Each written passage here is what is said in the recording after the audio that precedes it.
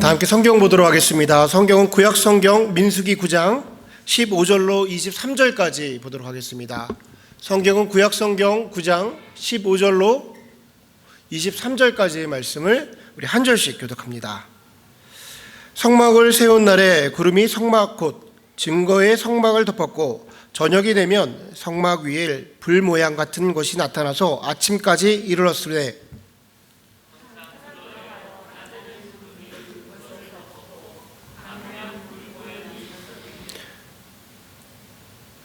구름이 성막에서 떠오를 때에는 이스라엘 자손이 곧 행진하였고 구름이 머무는 곳에 이스라엘 자손이 진을 쳤으니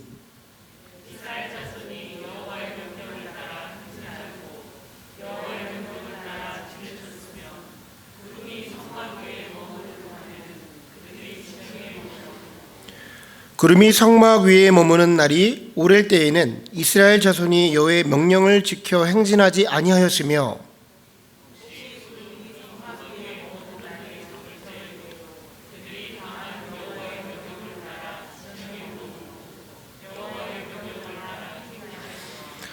혹시 구름이 저녁부터 아침까지 있다가 아침에 그 구름이 떠오를 때에는 그들이 행진하였고 구름이 밤낮 있다가 떠오르면 곧 행진하였으며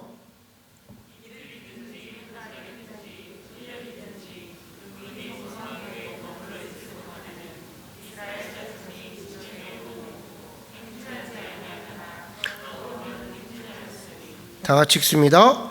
곧 그들이 여호와의 명령을 따라 진을 치며 여호와의 명령을 따라 행진하고 또 모세를 통하여 이르신 여호와의 명령을 따라 여호와의 지금을 지켰더라. 아멘. 아멘.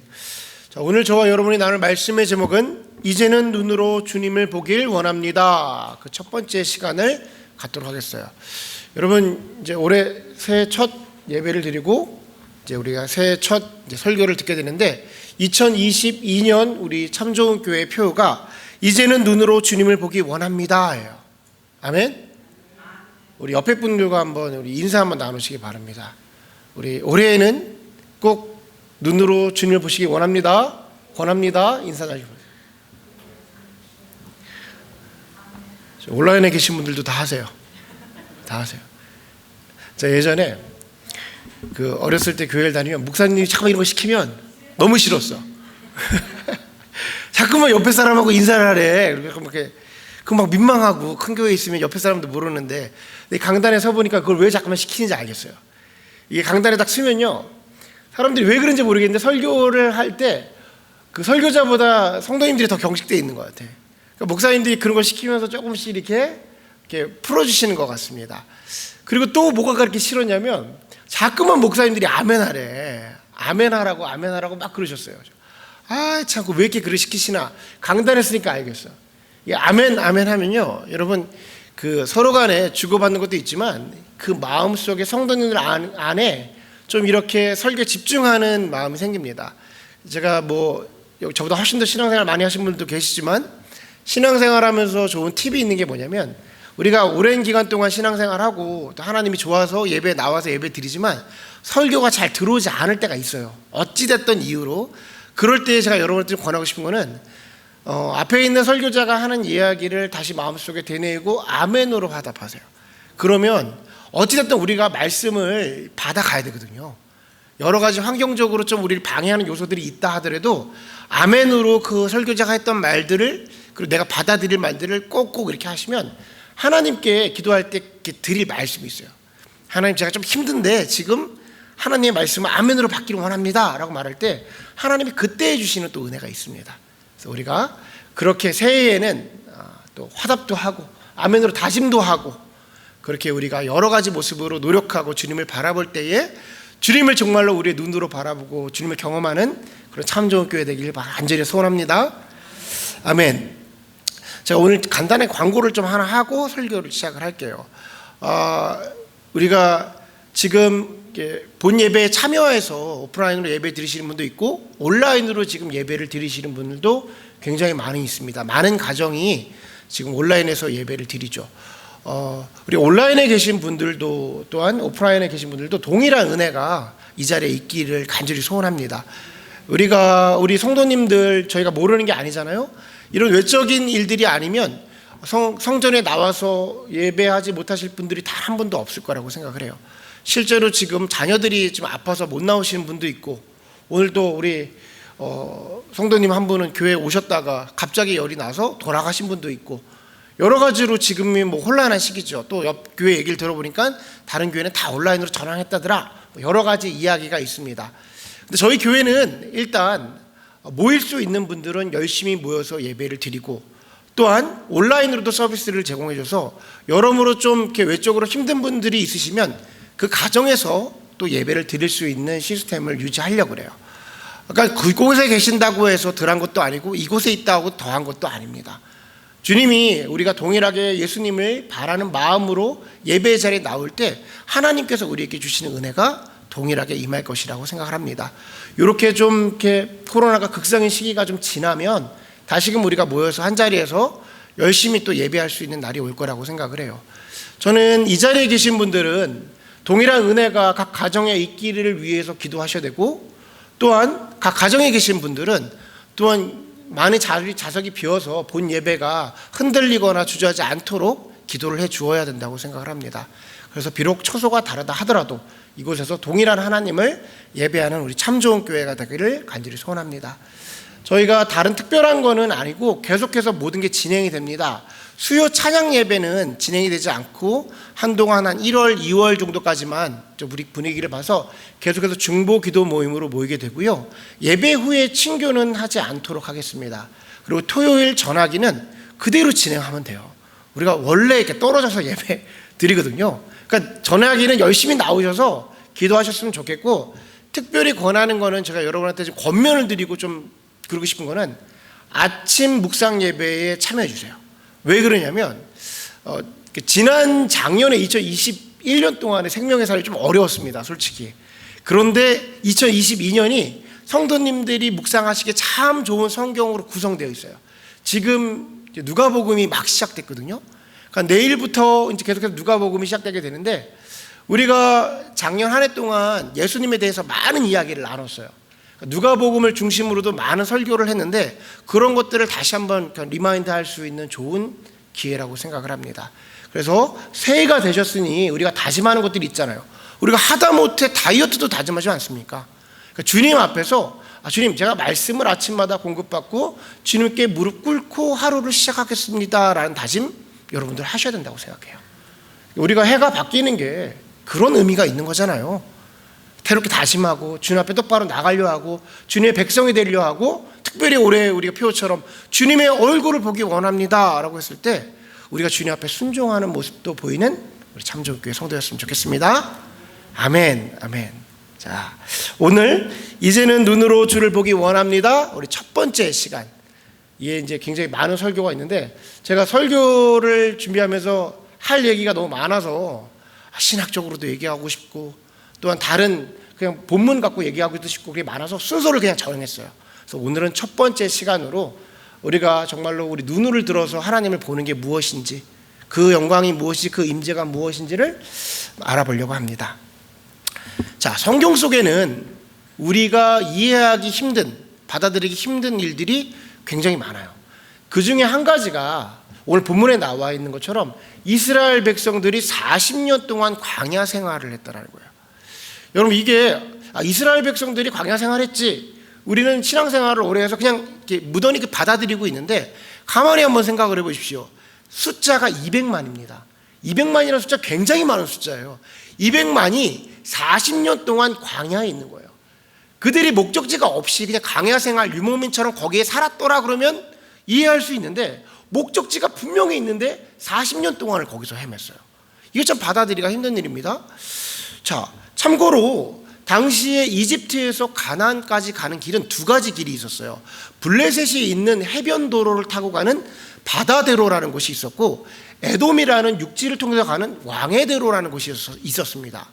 근데 이 바다대로 블레셋을 통과해서 가는 길은 그러니까 이집트에서 가나안까지 한 7일 정도가 걸리는 길이고요, 에돔이라는 땅을 거쳐서 가는 왕해대로는 한 14일 정도가 걸리는 겁니다. 그러니까 한 2주 정도, 아무리 많이 잡아도 3주면 가는 땅이에요.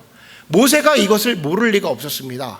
모세뿐만 아니라 이스라엘 백성들이 노예 생활을 해서 자주 거기를 왔다 갔다 할 일은 없었지만 그들의 조상이었던 아브라함과 이삭과 야곱이 있던 곳이 가나안 땅이었어요. 그러니까 그들이 모를 리가 없었죠. 가나안 땅이 어디 있다, 얼마쯤 걸린다, 얼마만큼 가면 그곳에 있어, 모르는 사람들이 없었을 겁니다.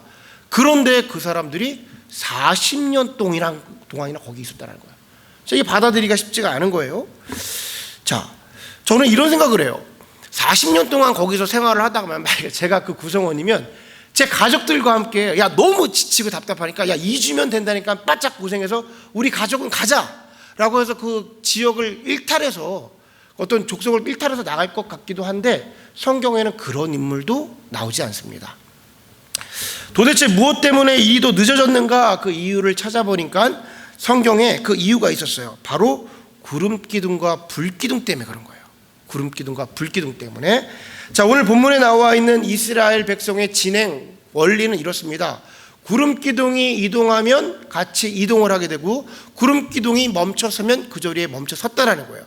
내가 더 빨리 가고 더 많이 가고 싶어도 구름기둥이 이동하지 않으면 멈춰 섰어야 하고 내가 이제는 그만 가고 싶고 너무 힘들어서 멈춰 서고 싶어도 구름기둥이 내 이동하면 따라가야 했다라는 거예요. 근데 성경의 기록을 보니까 그게 오래 있던 날은 1년도 넘게 구름기둥이 그곳에 있었고 짧게는 어제 도착했는데 다음날 출발도 했다라는 겁니다. 그러니까 내가 이쪽으로 가고 싶은데 이쪽으로 가야지 저 빠른 길인데 라고 생각을 해도 구름기둥이 저쪽으로 가면 무조건 따라갔었어야만 했다라는 거예요. 답답한 거죠, 여러분. 내 마음대로 안 되는 겁니다. 그런데 성경은 이 구름기둥을 은혜라고 불러요. 은혜. 참 이해하기 힘들죠. 우리가 흔히 은혜라고 말하는 거는 내 계획대로 되거나 나에게 좀 유익이 있거나 뭔가 내가 생각하는 것대로 뭐가 착착착착 흘러갈 때 은혜라고 말하는데 이스라엘 백성에게 40년 동안 광야 생활을 했다? 그게 은혜였다? 우리가 받아들이기가 조금 힘들 수 있다는 거예요.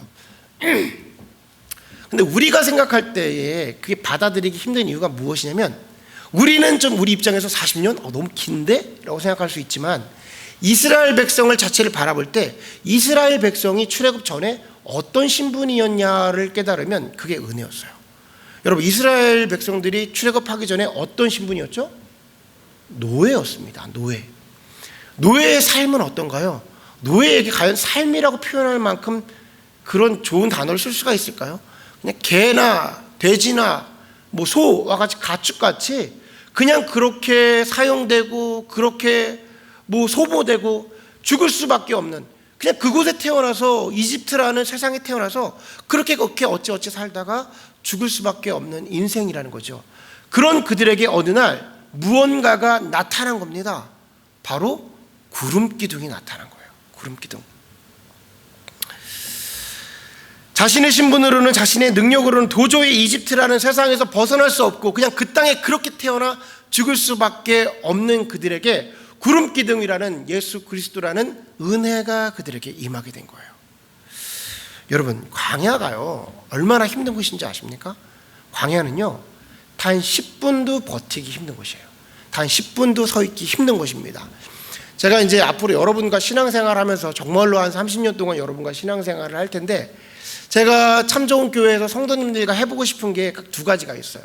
꼭 이거는 꼭 해봐야지 하는 게 첫 번째가 뭐냐면 여러분들과 함께 단기 선교를 갔으면 좋겠어요. 이게 그냥 단기 선교라고 표현하는 게 아니라 그냥 가서 막 집 져주고 그런 것도 중요한 부분이지만 그 정도로 끝나는 게 아니라 오랫동안 한 지점을 두고 함께 한 곳을 지정적으로 가고 섬기고 복음을 실제로 전하고 그런 것들을 우리가 해보고 싶어요. 우리가 그냥 신앙생활 하면서 내 삶 속에서 은혜를 받는 것도 중요하지만 그곳에 머무르지 않고 이제 흘려보낼 수 있는 곳이 꼭 있었으면 좋겠다. 성도님들과 꼭 그런 것을 해봤으면 좋겠고 두 번째는 여러분들과 함께 성지순례를 꼭 가보고 싶어요. 성지순례. 저는 이게 멀지 않은 시간에 가능하다고 생각합니다. 왜 그러냐면 저희 교회는 건강하신 원로 목사님이 계시잖아요. 뭐냐면 이 두 조로 나누어서 원로 목사님 조, 담임 목사님 조 그래서 이스라엘에 실제로 가는 거예요. 성지순례 가고 나머지는 교회를 좀 담당하고 있는 거죠. 그리고 또 담임 목사조가 가면 원로 목사님이 강단을 맡아주셔서 해주시고 저는 성도님들이 다 같이 갔으면 좋겠어요. 무엇을 먼저 하고 싶냐라고 그러면 저는 성지순례를 먼저 가고 싶습니다. 왜 그러냐면 우리가 앞으로 신앙생활을 계속 하실 거잖아요. 끝까지 하실 거잖아요. 조금이라도 빨리 그곳에서 정말로 광야가 어떤 곳인지, 정말로 예수님이 계셨던 곳이 어떤 곳인지, 성전이 무엇이며 가야서라 빌립보가 어떤 곳이고 말 그대로 갈릴리 호수가 어떻게 생겼는지 머릿속으로 그림을 그리고 성경을 보는 건 전혀 다른 얘기입니다. 저는 이거 한번 좀 기도하면서 함께 했으면 좋겠어요. 자, 제가 왜 이런 얘기를 하냐면 제가 신학교 거의 끝날 때쯤에 학교에서 지원을 해줘서 성지순례를 갔는데 성지순례 가운데 여러 가지 코스가 있는데 많은 것들이 기억이 나죠. 그 중에 한 가지가 뭐냐면 그냥 이스라엘 광야를 지나가다가 담당 교수님이 차를 세워달라고 했어요. 버스 기사한테. 그리고 모두가 나오래. 광야였습니다. 한 1시 반 정도 됐던 것 같아요. 다 같이 그냥 차에서 내렸어요. 그리고 내리고 버스가 한 10분 정도 앞에 갔습니다. 눈에 보여요. 버스가 저기 있어. 길이야. 지금부터 버스까지 천천히 걸어가 보겠다라고 하는 거예요. 아무것도 한 것이 없고 그냥 광야 체험이었습니다. 이스라엘에 도착하자마자 가이드가 해준 얘기가 있는데 이스라엘에서는 선크림을 15분에 한 번씩 바르래요. 15분에 한 번씩 바르래요. 이 선크림이 효과가 없어서 그런 게 아니라 15분에 한 번씩 바르지 않으면 얼룩덜룩 탄대요. 이렇게 얼룩덜룩. 하도 해가 세가지고. 그래서 계속해서 바르십시오라고 표현해요. 그 정도로 햇볕이 세고 그 정도로 힘듭니다. 10분을 걸었어요. 그냥 뛴 것도 아니고 걸어갔어. 근데 햇살과 그 열기가 도저히 말로 어떻게 표현할 수가 없습니다. 여러분, 이스라엘 사람들이, 이스라엘 백성들이 광야가 얼마나 뜨거운지 몰랐을까요? 그들은 거기 사니까 적응돼서 별 문제가 아니었을까요? 그렇지 않습니다. 그들은 준비되지 않은 상태에서는 광야를 절대 나가지 않아요. 근데 성경을 쫙 읽다 보니까 출애굽 당시에 무슨 일이 벌어졌냐면 이스라엘 백성들에게 하나님이 너희가 전날 반죽한 떡 한 덩어리만 갖고 나가라고 그래요. 광야의 떡 한 덩어리, 이게 얼마나 양이냐면 한 가족이 한 끼밖에 되지 않는, 하루도 채 버티지 못할 양을 가지고 광야로 나가라는 거예요. 이스라엘 백성들은 준비가 되지 않으면 나가지 않는 사람들입니다. 철저하게 그곳이 얼마나 뜨거운 곳인지 아는 사람들이에요. 그런데 그곳을 나가게 됩니다. 이집트를 떠나서 가나안으로 가는데 떡 한 덩어리만 갖고 가게 돼요. 왜 그랬을까요? 그들의 눈에 구름 기둥을 본 거예요. 구름 기둥으로 임하고 있는 하나님을 목격한 거예요. 내 눈으로 하나님을 보니까 나는 할 수 없으나, 나는 아무것도 할 수 없는 그런 미천한 존재이나 저 구름 기둥으로 역사하시는 하나님이 가능하시기 때문에 그 하나님을 의지한 겁니다. 확실해요. 어떤 이스라엘 백성도 떡 한 덩어리로 광야를 나갈 수 있는 사람은 없습니다. 물부대도 없이 나갈 수 있는 사람은 없어요. 그러나 200만의 사람들이 그 광야로 다 나갑니다. 왜? 눈으로 하나님을 목격했거든요. 실제로 구름 기둥을 목격한 거예요. 그러니까 그곳에 나가게 된 겁니다. 여러분, 하나님 앞에 하나님을 목격할 때 이 안에 내가 아무것도 아님을 인정하게 되는 거예요. 나는 아무것도 할 수 없어. 나에게는 어떠한 능력도 없어. 나는 광야로 나갈 수 없지만 하나님이 함께 하시면, 내가 하나님을 의지하면 나아갈 수 있어. 그것이 우리에게 주시는 은혜라고 고백할 수가 있는 거예요. 자, 여러분, 기독교는요, 은혜의 종교입니다. 이 은혜로 시작하는 종교예요. 그래서 무엇이 은혜인지를 모르면 기독교는 시작을 할 수가 없습니다. 우리가 복음 전파를 하고 그 복음 전파가 우리의 사명이라고 말을 하잖아요. 그 복음 전파의 시작이 무엇이냐면 하나님의 은혜로 말미암아 그 독생자 예수를 우리에게 선물로 주셨습니다. 그 선물을 받으시겠습니까? 이게 복음의 시작이에요. 하나님의 은혜로 말미암아 우리를 위해서 독생자 예수 그리스도를 십자가에 못 박혀 주셨습니다. 선물입니다. 이 선물을 받으시면서 구원을 받으시겠습니까? 라고 물어보는 게 복음의 시작이라는 거예요. 그러니까 우리의 상태가 어땠는지가 나오는 것이죠. 저와 여러분이 그 선물을 받기 전의 상태는 그렇게 태어나서 그렇게 죽을 수밖에 없는, 하나님과의 단절되어서 죽음으로 갈 수밖에 없는 그런 존재였으나 예수 그리스도, 구름 기둥과 같이 우리 눈에 보이신 예수 그리스도를 의지함으로 인해서 하나님께 연결되는 게 되는 거예요. 이것이 은혜입니다. 아멘. 은혜는 곧 하나님이 주시는 선물이에요. 선물이에요. 그렇기 때문에 이 은혜를 받아들이는 것이 굉장히 중요한 거예요. 무엇인지를 알아야 되는 것이죠. 여러분, 가만히 한번 생각을 해보십시오. 제가 설교 때 정말 많은 얘기를 하는 것 중에 하나인데, 우리가 신앙생활을 이제 시작했잖아요. 그리고 이전부터 하신 분들이 있는데 중요한 것은 끝까지 하실 거란 말이야. 아마 제가 장담하건대 이 자리에 계신 분들은요, 죽을 때까지 교회를 벗어나지 못하고 하나님 벗어나지 못해요. 주님 안에 있을 거란 말이야. 그러면 한 번은 철저하게, 한 번은 진실되게 주님 앞에서 고민을 해봐야 됩니다. 무엇이냐면, 정말 내가 이 세상을 살아가면서 나의 힘으로, 나의 능력으로, 내가 갖고 있는 지식으로, 내가 갖고 있는 경험으로 세상을 살아갈 수 있는가 한번 고민해 봐야 돼요. 나 진짜 그럴 수 있는가? 나를 의지하면 살아갈 수 있는가? 만약에 그 대답에 뭐 밖에 사람도 교회 안 다니는 사람도 많이 잘도 살더만 나도 그럴 수 있어 라고 생각한다면, 제가 솔직히 말씀드릴게요. 이 자리에 앉아 계실 필요 없습니다. 정말 나의 의지로 살아간다면 그냥 세상에 책 읽고 세상 나가서 열심히 사는 게 나아요. 근데 만약에 그 대답이 아니야, 나는 그렇지 않아, 나는 능력으로 이 세상을 살아갈 수 없고, 나는 나의 것으로, 나의 경험으로 이 세상을 버틸 수 없고, 만약에 내가 그렇다면 여러분, 철저하게 하나님을 의지하십시오. 그리고 철저하게 하나님을 붙잡고 신앙생활하세요. 우리에게는 여러 가지 선택권이 있는 게 아니에요. 차라리 예수님은 그냥 흐지부지 묻을 거면 세상에 나가서 그냥 세상에서 세상을 누리세요. 차라리 그게 나아. 이게 제가 하는 얘기가 아니라 바울이 그런 얘기했어요. 만약에 예수 그리스도가 부활하지 않고 살아있지 않다면 바보 중에 천치가 바로 나라고 말해요. 그러니까 바울도 그런 얘기한 거야. 예수님이 살아있으니까 내가 이렇게 하는 것이지, 예수님이 없다면 바보 중에 바보가, 천치 중에 천치가 나다라고 얘기하는 거죠. 여러분, 그런데 나의 능력으로 살아갈 수 없고 그 예수 그리스도 분명히 살아계시며, 또한 내가 그 예수 그리스도 그 구름에 의지하여 나아간다고 고백하신다면 철저하게 매달리시기 바랍니다. 아멘. 여러분, 이 과정을 지나지 않고 신앙생활 하시는 분의 은혜는요, 세상 사람과 별반 다름이 없어요. 그냥 나에게 유익한 것, 나에게 잘 되는 것, 좋은 것이 은혜라고 생각합니다. 근데 이 과정을 겪고 나서 은혜를 경험하신 분들은 고난 중에 임하는 은혜를 체험하게 됩니다. 아멘. 고난 중에도 우리에게 임하는 하나님의 은혜를 경험하게 되는 거예요. 자, 우리는 이 세상에 살아가면서 광야라는 세상을, 광야라는 고난을 겪어가고 있는 사람들이에요. 제가 지난주에도 그런 얘기 했습니다. 신앙생활 쉽지가 않아요. 신앙생활이 어렵습니다. 왜냐하면 세상에서 여러분이 신앙인으로 살아가는 게 굉장히 어려운 일이에요. 그 과정 자체가 곧 광야입니다. 광야를 걸어갈 때에 하나님이 허락해 주시는 만나와 메추라기를 경험하게 되는 거예요. 근데 세상 사람들 뭐라고 말합니까? 광야 자체가 고난인데 그 만나와 메추라기가 뭐가 좋은 거야? 이집트에 있는 게 낫지라고 말합니다. 여러분, 하나님의 은혜를 경험하지 못한 사람한테는 이집트가 훨씬 좋은 거예요. 그들이 틀린 말 하는 게 아니에요. 하나님의 은혜를 경험하는 사람들은 이게 은혜구나라고 생각하는 사람은 고난 중에 광야 가운데 죄송합니다.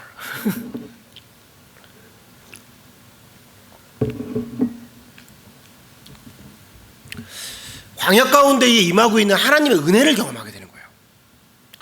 이스라엘 백성들이 그렇게 말할 수 있을 것 같아요. 아니, 세상 사람들이 이렇게 말할 수 있을 것 같아요. 홍해가 갈라지는 게 은혜라고? 야, 그 광야로 나가지 않으면 됐잖아. 왜 그곳에 가가지고 그걸 은혜라고 그래? 아니죠. 여러분, 저희는 이집트라는 세상에서 나와서 가나안으로 가고 있는 성도들입니다. 이집트에 머문 건 노예였어요. 여러분, 저는 그게 좋은 거 알고 있습니다. 세상이 좋은 거 알고 있어요. 그런데 그 세상에서 사단의 노예로 살고 싶은 마음이 없어요. 광야 가운데 그곳이 힘들다 하더라도 날마다 공급하시는 하나님의 은혜로 하나님의 자녀로 살다 예수님께서 우리를 위해 예비하신 그 처소인 가나안 땅에 들어가기를 간절히 소원하는 거예요. 우리는 신분이 바뀐 사람들이라는 거예요. 자, 우리는 그래서 그 은혜를 붙잡고 그 은혜를 누리길 원하며 살아가야 되는 사람이 되어야 되는 것입니다. 자, 분명 은혜는 하나님이 주시는 선물이에요. 구름 기둥도 예수 그리스도도 다 선물입니다. 그런데 여러분, 하나님이 선물을 주시는데 우리가 선물을 주는 사람이 애원하는 사람 봤습니까? 이 선물 좀 받아줘. 아니죠. 선물을 주는데 그 선물은 상대방에게 선택이 있는 거예요. 좋으면 받고 싫으면 마는 거예요.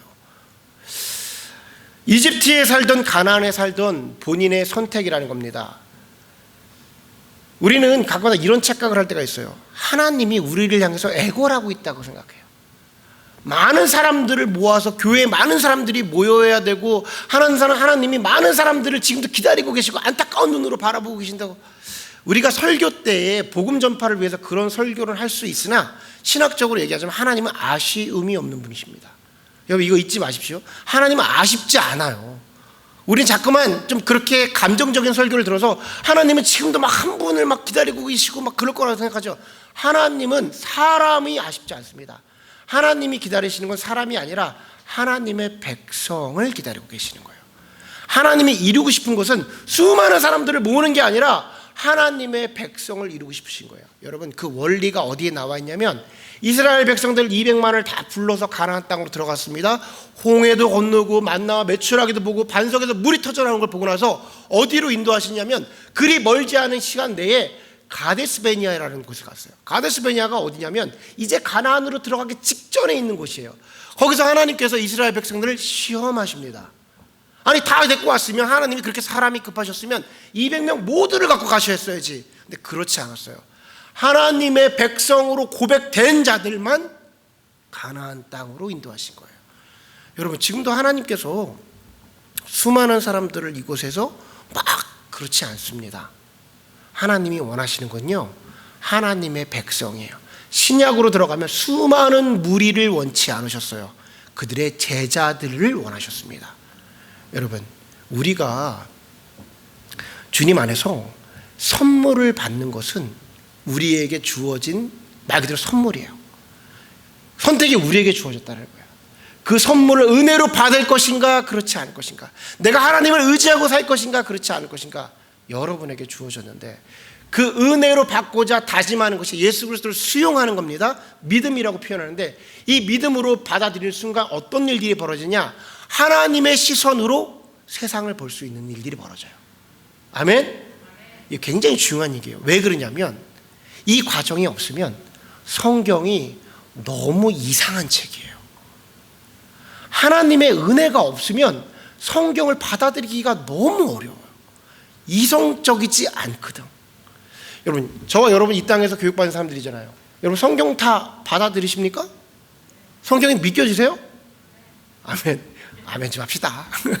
은혜로 받아들이면 이게 아멘이 되는 거예요. 근데 그렇지 않으면 이게 어려워요. 성경이. 그게 너는 아직 은혜 안 받아서 이런 얘기하는 게 아니라 여러분 그 과정이 이성적으로 받아들이기가 어려운 부분이라는 거죠.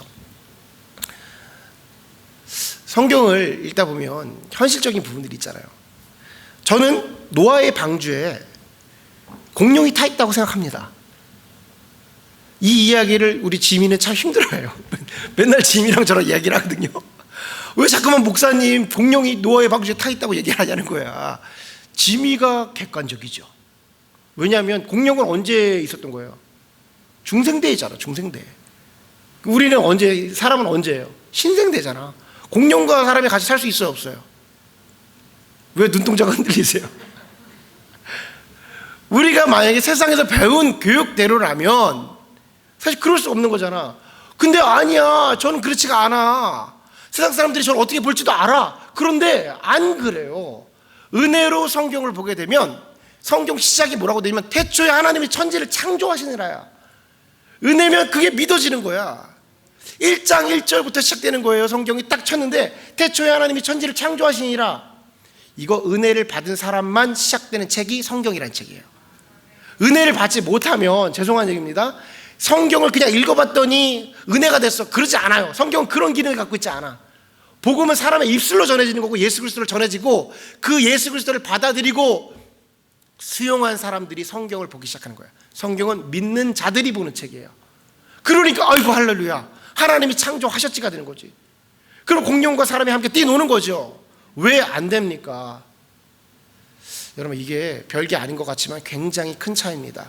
왜 그러냐면 이성으로 성경을 바라보면 믿어지지 않는 것들이 너무 많아요. 여러분 어떻게 지금 이 시대를 살아가면서 우리가 보리떡 5개와 물고기 2마리로 5,000명이 먹었다는 얘기를 합니까? 우리는 물리를 알고 있는 사람이고 물질적인 것이 어떤 건지 모든 법칙을 다 알고 있는 사람들이에요. 그게 불가능하잖아. 그런데 저는 예수님이니까 그 정도는 해야 되지 않나 싶어요. 저 솔직히 예수님은 그 정도 해야 되는 거 아닌가? 그러니까 내가 믿고 따르지. 뭐 계속 주는데 예수님이 기도했는데 떡이 떨어졌어. 내 차례가 된 예수님이 내 차례가 된 떡이 떨어졌어. 내가 그 예수님 왜 믿어? 계속 나오니까 믿는 거지. 예수님이 물을 위를 걸으니까 내가 믿는 거지. 물이 잠깐 빠져. 예수님이 곤란하죠. 베드로를 건져주다가 예수님이 같이 빠져. 이 곤란하죠.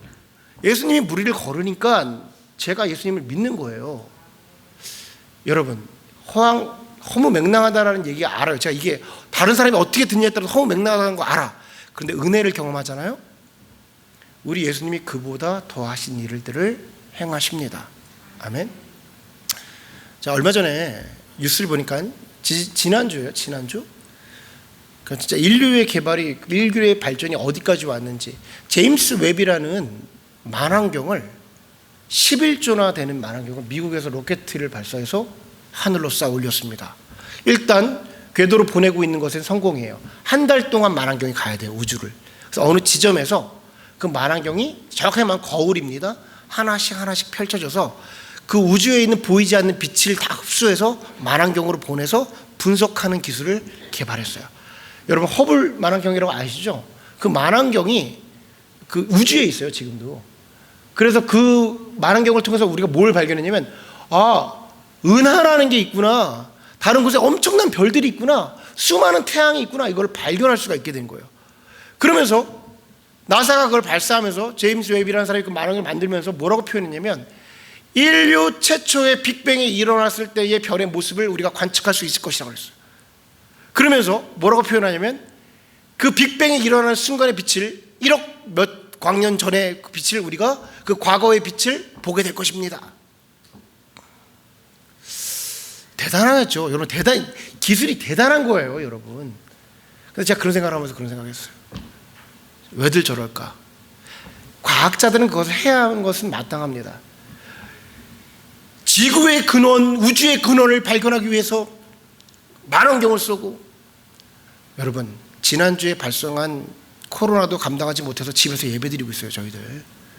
여러분 당장 밖에 나가면 이 안에 코로나가 있는지 없는지도 모르고 집에서 그 키트가 없어가지고 인터넷으로 뭐 3주간을 기다리고, 지금 우리의 형편을 보십시오.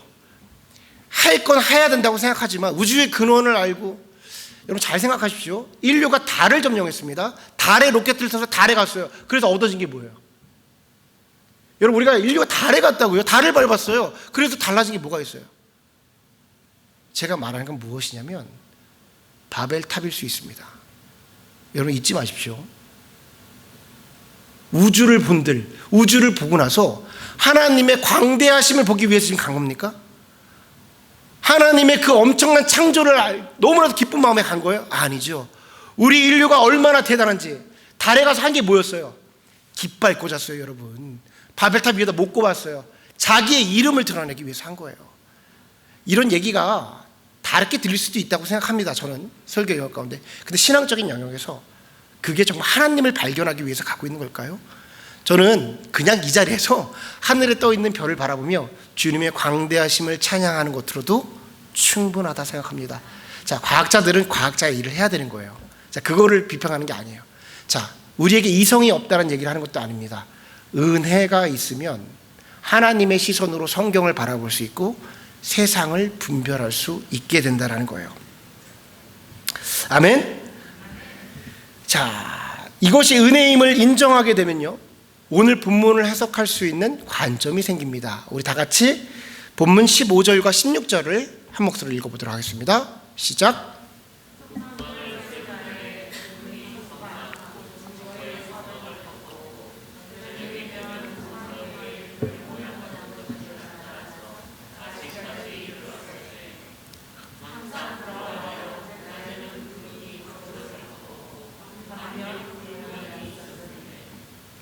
아멘. 16절을 보면 항상 그리하여라고 표현했어요.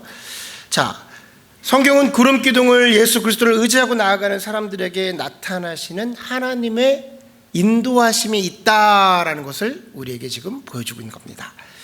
여러분, 이스라엘 백성이 노예 생활을 하다가 앞에 구름 기둥이 쫙 나타나는 거예요. 구름 기둥이 딱 나타난 거예요. 이스라엘 사람들의 마음이 어땠을까요? 그냥 아무 생각 없이 노예로 그냥 하루만 먹고 살던 사람이야. 생각하는 것 자체가 사치였어. 그냥 일하고 집에 가서 밥 먹고 자고 일어나서 또 일을 해야 되는데 하다못해 갑자기 구름 기둥이 나타나요. 이스라엘 백성들이 느꼈던 마음은 하나님이 살아있구나, 이게 아니라 하나님이 역동적으로 살아계셔서 지금 이 순간 내 눈앞에 나타나는 것을 경험하게 되는 거예요. 그 구름 기둥을 바라보면서 하나님이, 내가 믿고 있던 하나님이, 나를 인도했던 우리 선조들의 하나님이, 말로만 듣던 귀로만 듣던 하나님이 이제 내 눈으로 보이는구나를 경험한 겁니다. 아멘.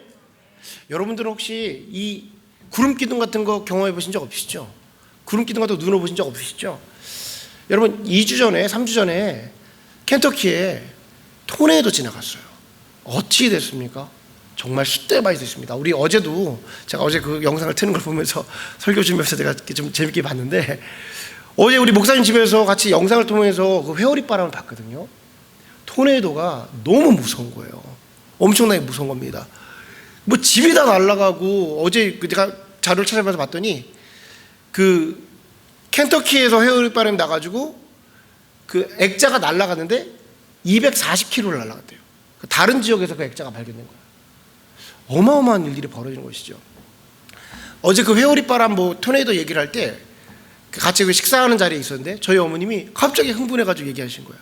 왜 그러냐, 그런 일이 있었어요. 왜 그러냐면, 제가 예전에 무슨 꽤 된 얘기인데 저희 어머니랑 저희 가족끼리 남태평양에 조그만 섬에 간 적이 있어요. 근데 거기서 해변에서 이게 있었는데, 그리 멀지 않은 지역에, 눈으로 보이는 지역에 토네이도가 만들어진 거예요. 용오름이 만들어진 거예요, 해변에서. 근데 그때 느낌이 어느 정도였냐면, 영화를 많이 보면 외계에서 우주선들이 이렇게 오면 막 구름이 잠겨가지고 막 물을 빨아들일 때 퍽 내려오잖아요. 진짜 그렇더라고. 근데 저만 그런 게 아니라 그 해변에 있던 사람들이요, 일제 일어나서 막 비명을 지르는 사람도 있고요, 놀래가지고 오오 막 이러는 거야. 그 눈으로 목격하잖아요. 그러면 그 잊을 수가 없는 거야. 한 15분 그랬나? 15분 한 줄기가 만들어지고 또 한 줄기가 이렇게 막 만들어져가지고 두 줄기가 잊혀지지가 않아요. 눈으로 실제로 그걸 경험하면 잊혀질 수가 없는 겁니다. 지금 이스라엘 백성들이요, 자기 눈앞에서 회오리 바람을 보고 엄청난 토네이도를 보는 거예요. 불기둥과 구름 기둥이 만들어지는 걸 본 거예요. 그때 느낀 느낌은, 하나님께서 지금 이 순간 내 앞에 나에게 계시는구나를 눈으로 경험한 겁니다. 그들의 느낌이 어땠냐면, 이집트에서 아무런 주인도 없이 그냥 노예처럼, 동물처럼 하루하루를 살다가 그 엄청난 하나님을 눈으로 목격하고 그 임재를 경험하게 된 거예요. 그들이 느낀 것은 하나님이 살아있구나 거예요. 하나님이 살아있구나. 중요한 것은 그 구름 기둥이 잠시 잠깐 있다 사라진 것이 아니라 그들의 삶 전반에 거쳐서 그 모든 여정 가운데에 동행하셨다라는 겁니다. 여러분, 올해 우리가 표율을 절하면서 이제는 눈으로 주님을 보기 원합니다라는 것은, 나와 동행하고 계신 하나님을 내가 눈으로 경험하기 원하는 거예요. 잠시 잠깐 내가 힘들 때에, 몸이 아파서 내가 좀 강하게 붙잡았을 때, 나의 물질적인 문제가 있어서 그때 내가 조금 이렇게 하나님을 이렇게 붙잡아, 그런 거 말고 나의 삶 속에서 계속해서 나와 동행하고 계시는 그 구름 기둥이신 예수 그리스도를 경험하는 거예요. 주님을 의지하는 사람들에게 오늘 약속하신 것은 이스라엘 백성들을 동행하셨던 것처럼 너희와 함께 있겠다라고 말씀하신 거예요. 여러분, 마태복음 28장의 마지막 절의 말씀이 가벼운 게 아닙니다. 하늘과 땅의 모든 권세를 내게 주셨으니 그러면 너희는 나에게 가서 제자를 삼고 그들에게 세례를 주라는 거예요. 그러면 내가 세상 끝날까지 너희와 항상 함께 하시리라 하는 거예요. 사실 우리가 붙잡고 살아가는 게 그 말씀밖에 없는 거예요. 지금 이 순간 하나님께서는 언약하셨어. 예수님은 내가 너희와 함께 할 거야. 근데 우리가 발견하지 못하고 있단 말이에요. 지금도 예수님은 여기서 구름기둥으로, 불기둥으로 여기 계신단 말이에요.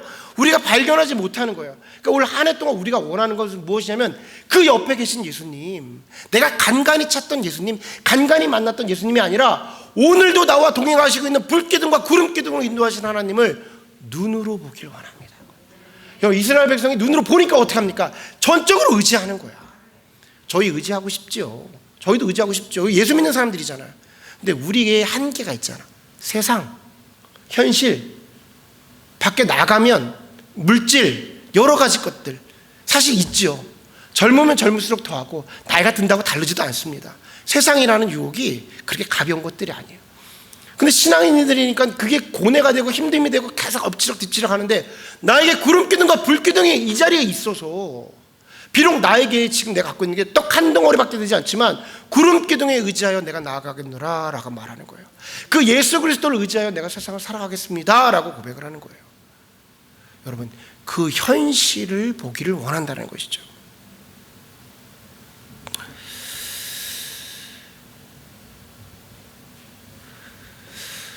이스라엘 백성이 구름 기둥과 불 기둥을 보면서 느꼈던 것은 하나님이 역동적으로 살아 계심이구나, 이 동일한 느낌이 날마다 우리 삶 가운데에 있기를 소원합니다. 자, 구름 기둥과 불 기둥을 보면서 우리 이스라엘 백성들이 느꼈던 또 다른 것은 무엇이냐면, 하나님은 우리를 지키시고 보호하시는 분이다라는 거예요. 하나님은 우리를 지키시고 우리를 보호하시는 분이다. 자, 이스라엘 백성들 그냥 이끌기만 하신 게 아니라 구름 기둥과 불 기둥이 기능이 있었다라는 거예요. 실제로 구름 기둥은 아까 말씀드린 것처럼 광야의 낮은 이루 말할 수 없이 뜨거운 겁니다. 근데 건조한 곳이기 때문에 그늘만 져도 사실 시원해져요. 우리가 이제 LA 가면 그런 얘기 하잖아요. 사막 지역이어서 그늘만 지면 시원해져 라고 표현하잖아요. 동일합니다. 그늘이 만들어지면 시원한 거예요. 밤이 되면 굉장히 추워지고 또 야생동물들이 많이 있는 거예요. 근데 불기둥이 막 활활 타오른다고 생각해 보십시오. 그러니까 그런 것들로부터 도와주시는 거예요.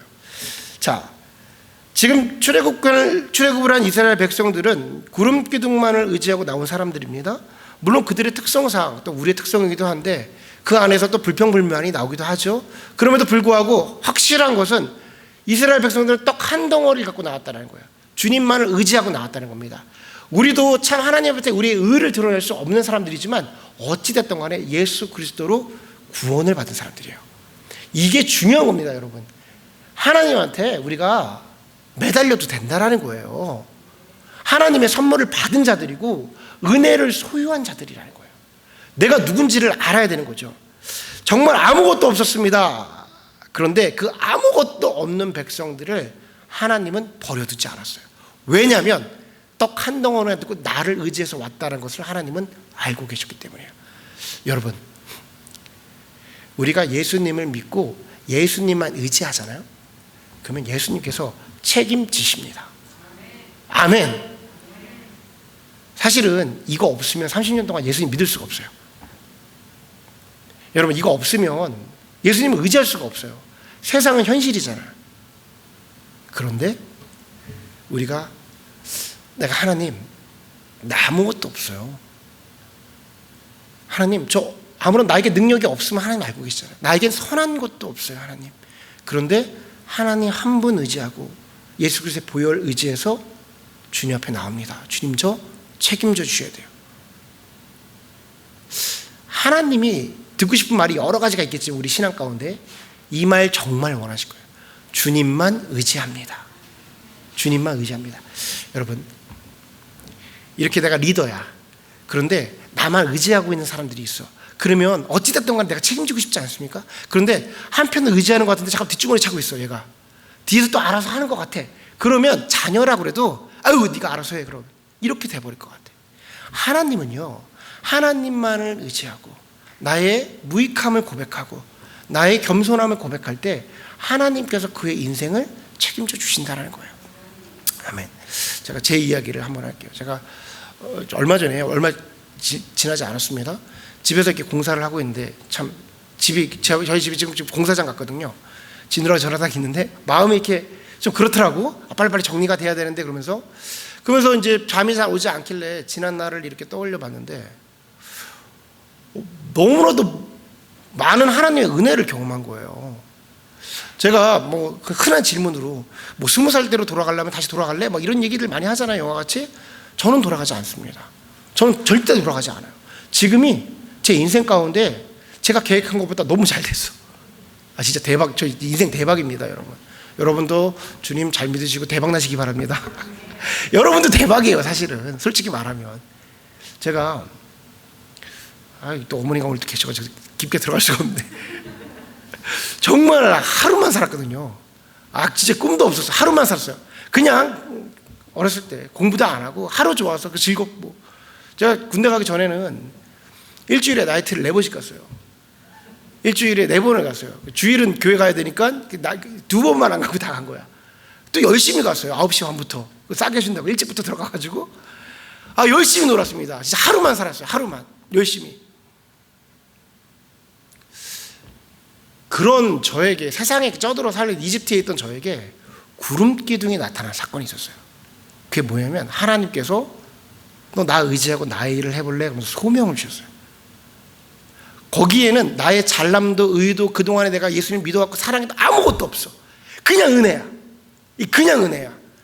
그냥 뭐 길어지면 안 되지만 미국에서 그냥 바닥, 제일 바닥. 제가 영어 이름이 좌시어인데 브라이언 시절이 있었어요. 브라이언이라는 시절이 있었습니다. 저에게 브라이언으로 살아가던 그 시절, 주님이 저를 부르셨죠. 정말 바닥이었습니다. 그때 다. 그때 하나님께서 너 나 의지하고 갈래?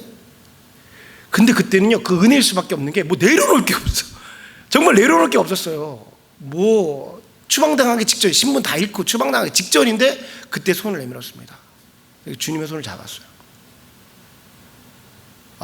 그때부터 솔직히 말해서 제가 계획한 대로 되지 않았어요. 제가 생각한 대로 된 적, 항상 뭐 미끄덕거리는 것 같기도, 늦어지는 것 같기도 하고 뭔가. 그런데 시간이 지나 보니 하나님이 다 모든 것을 이루어 주셨더라는 거예요. 저 어렸을 때 가난했습니다. 어머니 계셔가지고 여러분, 가난이라는 단어를 함부로 쓸 수 없습니다. 진짜 가난한 자가 있을 거 아니야. 그럼 누군가 손가락 들고 너 가난해 봤어? 그러면 할 말 없을 수 있어요? 저 가난 무엇인지 알 수 있습니다. 가난이라는 단어를 말할 수 있습니다. 그 끝자락에 가봤어요. 거기에 있었어요. 잠깐인지 몰라도 삶 속에서 그렇게 어렵지 않더라도 가난이 무엇인지 압니다. 여러분들 학비 안 내서 맞아보신 적 있으세요?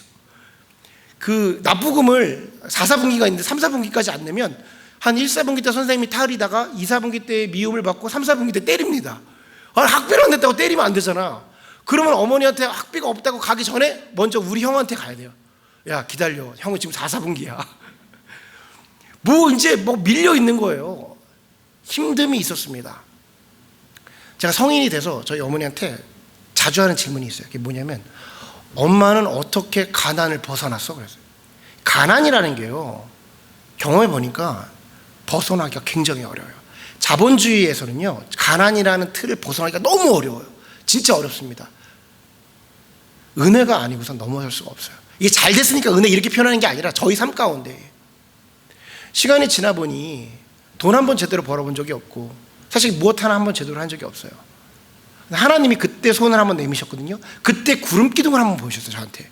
예수님이 정말 전 그렇게 표현합니다. 구름 기둥으로 저한테 아주 선명한 콜링을 주셨어요. 근데 그걸 잡았거든요. 그때 아무것도 없었는데 떡 반 조각도 아니, 아무것도 없었어요. 근데 그 구름 기둥을 발견한 순간 하나님이 인도하시기 시작합니다. 끌고 가기 시작해요.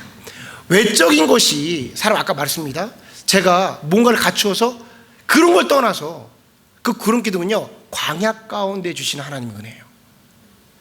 여러분, 세상적으로 잘된 것도 있지만 세상적으로 더 잘된 사람이 말해요. 어떤 사람 되게 내 나이지만 많은 걸 이룬 사람이 야, 네가 뭐가 잘된 거야? 라고 말하면 할 말 없을 수도 있어. 그런데 그렇지 않습니다.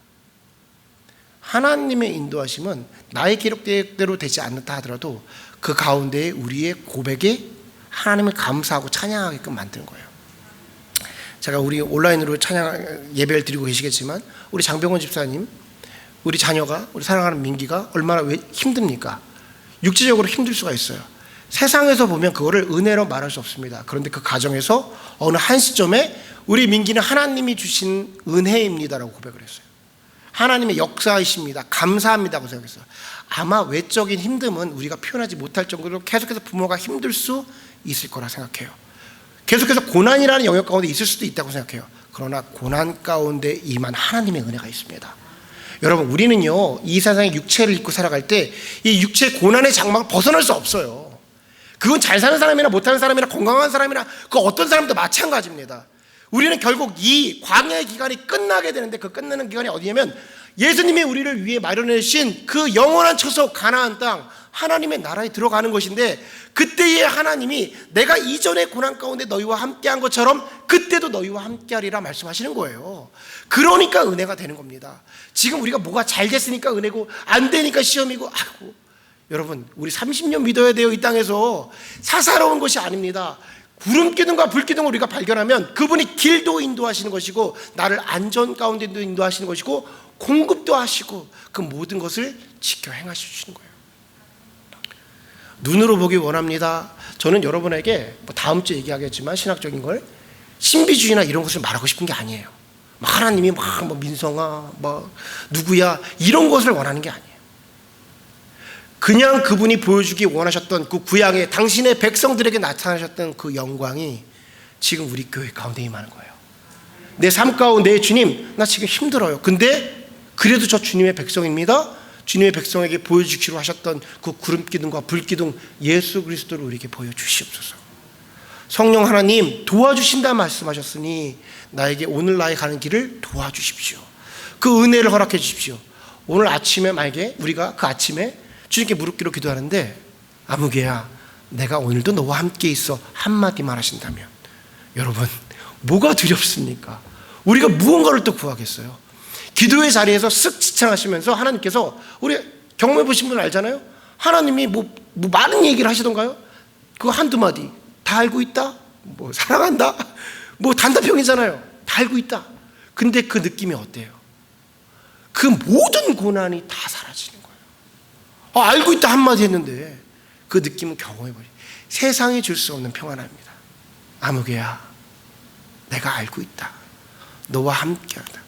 너의 불기둥이고 너의 주인이며 너의 왕이야. 세상 의지하지 말고 나 붙잡고 가라. 여러분, 주님의 얼굴을 구합니다. 주님의 얼굴을 구합니다. 주님의 얼굴을 이제 내가 눈으로 보기 원합니다. 그러니까 뭔가 신비로운 것 같죠? 성경이 신비로운 거예요. 성경이 그 어떤 것도 신비로운 겁니다. 그 신비로움을, 중요한 것은 머리로 간직하고 끝나는 게 아니라 여러분들이 경험하시기를 바랍니다. 저와 여러분이 올 한 해는, 아니 앞으로도 그 불기둥과 구름기둥을 날마다 경험하셔서 담대함으로 세상을 바라보시는 저와 여러분이 되기를 주님의 이름으로 간절히 소원합니다. 아멘, 아멘. 우리 이 시간에 하나님